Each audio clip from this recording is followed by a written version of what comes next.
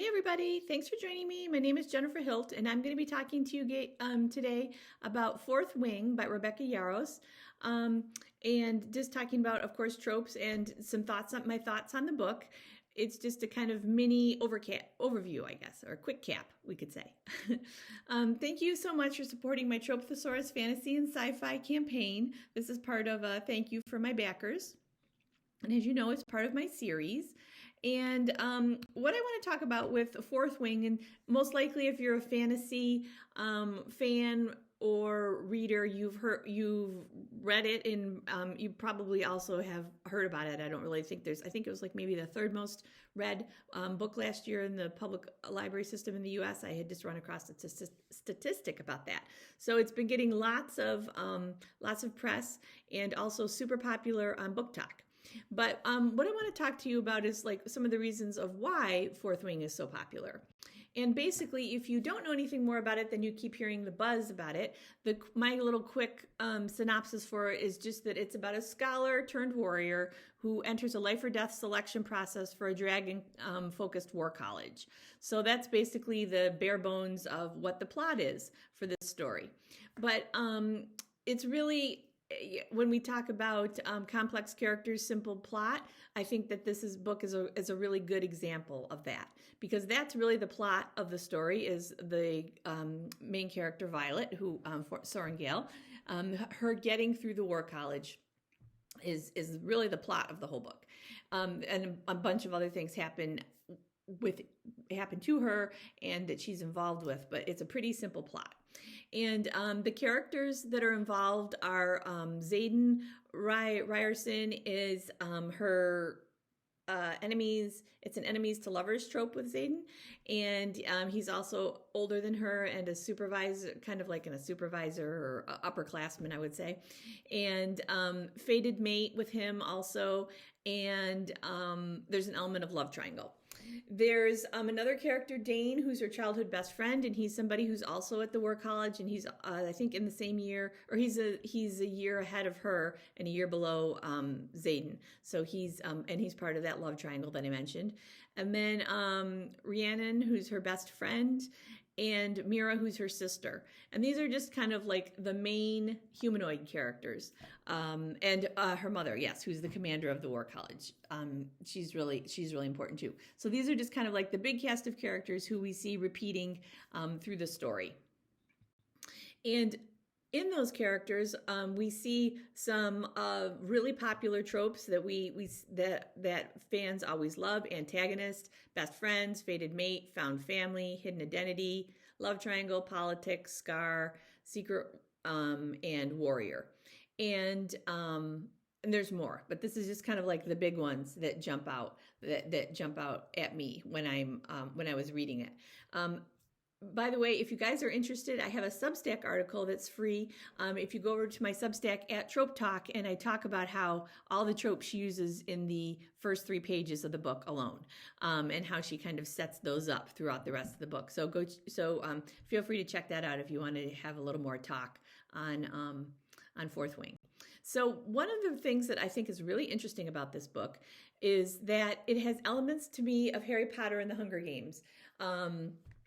I've also read that, somebody was saying it has very similar to Court of Thorns and Roses. I think I have got that title right, but the Sarah J. Maas series.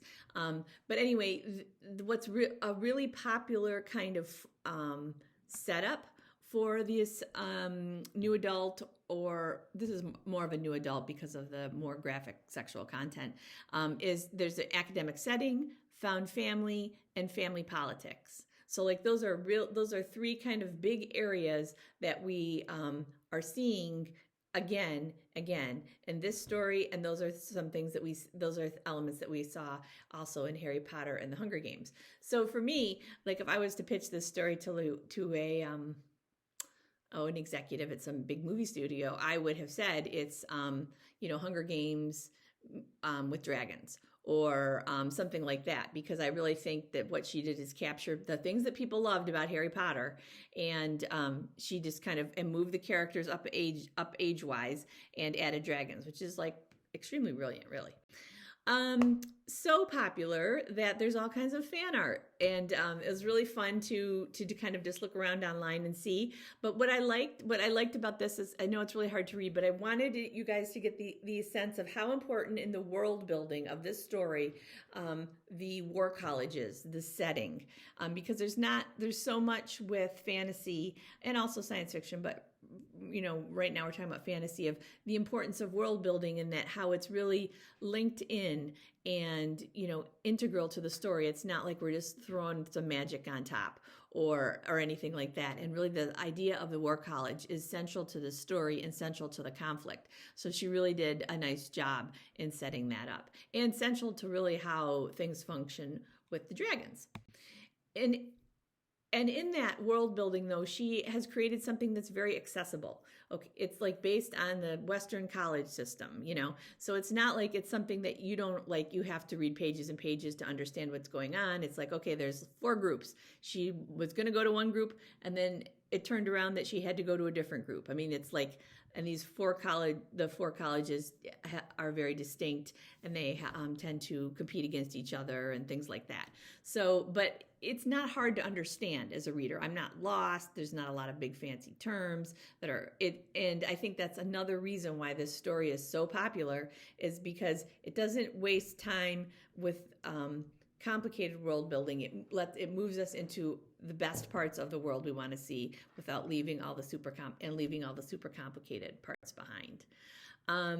This is just a map of the world that she's created, and I really love that it's really simple, right? It's not super complicated, and so you can just kind of get this idea of like, okay, it's an island, and there's some areas that are you can't reach, and it's just kind of like, okay, I get it. It's a very contained, forced proximity world. I would also say that another reason why this story is so popular is that it has elements of Twilight with the forbidden love and the fated mates trope. And the characters in this, they're of the same species. That's not the problem. The problem is her mother killed his father, and he supposedly killed her brother, Xaden. So, it's a very good, if you're going to set up elements to lovers, it's really good when the obstacle is significant. And in this, at least, it is very significant. So I really like that. I feel like enemies to lovers trope gets a lot of use, and the barriers are fairly easy to overcome, but having the person be responsible, or somebody in their family responsible for killing one of your beloved family members, okay, that's going to be a significant conflict that the characters need to overcome to get together. So I think she did a really nice job of integrating that into her story world. But the thing that I really think makes this story have, as we call this, the secret sauce, is the dragons. And I just wanted this is just some fan art, but I really just wanted to talk to you guys for a minute about the dragons, because I think she just does such a great job creating. This is really where she created something new. Like I said, the other stuff you could see were elements that were stories that have been known successes, known that people really liked. And dragons are always popular. People obviously love dragons. We know there's lots of other very successful series about dragons out there. But the way she uses it in this story with those other elements, I was really impressed with how she set that up and charting her kind of path for story success. So I just wanted to clue you in, if you haven't read the story, that these are some things that I think are worth thinking about in how they work, and to think about them when you're using them for your stories, of why you're choosing them. So I hope that you do take a look at Fourth Wing, because a lot of people really love it, some people don't like it, and that's fine. It's not really whether you liked it or not, which is what I think is important. What I think is important is, why is this book so popular? Because it was last year, like I said, this like two or three in the whole library system for the U.S. at least, and been on the New York Times multiple bestsellers list multiple times and all of this kind of thing. So it's really important to think about, why are these books connecting with our readers? What are the tropes that are doing that kind of connection? How can we build those kind of connections in our own stories? Of course, it's going to have our own twists, but we're talking about common human experiences and relationships and setting them in fantastical worlds. So how do we do that? So I just hope you guys enjoyed this. Let me know if you have any questions. You can always track me down. And I hope that you will sign up for my newsletter, because I got lots of things going on in there too. But always fun to talk to you. And thank you so much for supporting my Kickstarter. I hope you love the book. And talk to you soon.